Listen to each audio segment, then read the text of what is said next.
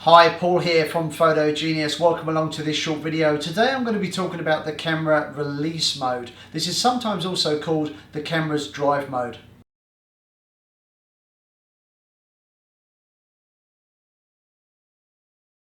Now I'm using a Nikon D3400 Digital SLR camera for this video. We're also going to be looking at the Canon cameras, but please, if you've got a Fuji, a Sony, a Pentax or any other camera type, please stick around and watch the video because this will also apply to your cameras as well.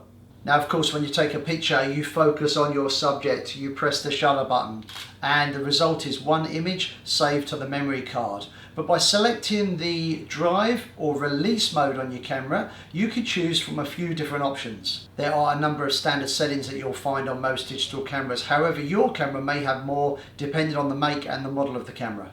So here we have a Canon 80D. Now pressing the drive button and turning the control dial on the top of the camera allows us to select different drive settings.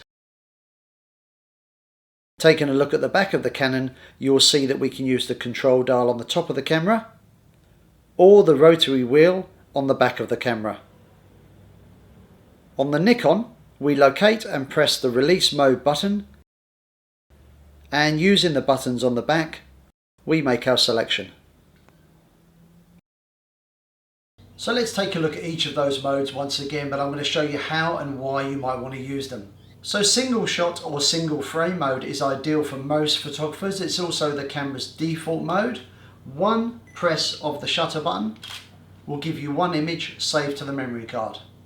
Now if you're trying to photograph a moving subject, select the continuous drive mode. We can now press and hold the shutter button down, and the camera takes a burst of photos, and it will continue taking photos as long as you're holding the shutter button down. This is fantastic for capturing photos of maybe wildlife, sports, or just taking pictures of the kids running around and having fun in the back garden. Now if we select the camera's self-timer mode, we can delay the picture, usually somewhere between 2 and up to 10 seconds. Press the shutter button as usual, but you'll hear the camera count down. 2 seconds later, the camera takes a picture. This option was really designed so that you could actually be in the photo yourself, but this is a really great option to consider if you're maybe using a tripod and you're doing long exposures. So if you're shooting on a tripod, particularly in the evening, and you haven't got a remote device for the camera, use the self-timer. That means you can press the shutter button as normal, stand back, let the camera do its thing, no camera shake.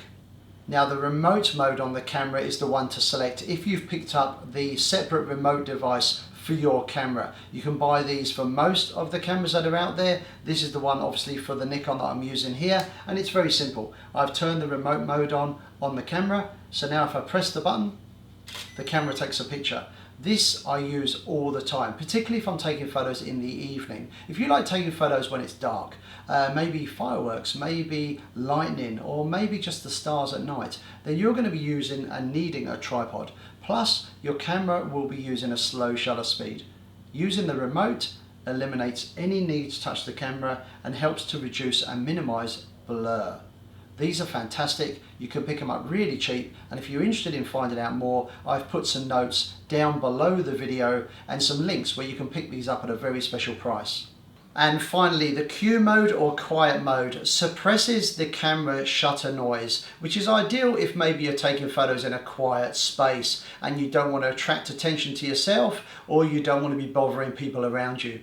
So thanks for watching. I hope you've enjoyed today's video and you've learned more about your camera's release mode. If you did, give us a thumbs up and consider subscribing. You can also leave your comments down below, where you'll also find notes, links and more details of the gear that I've talked about and used during this video.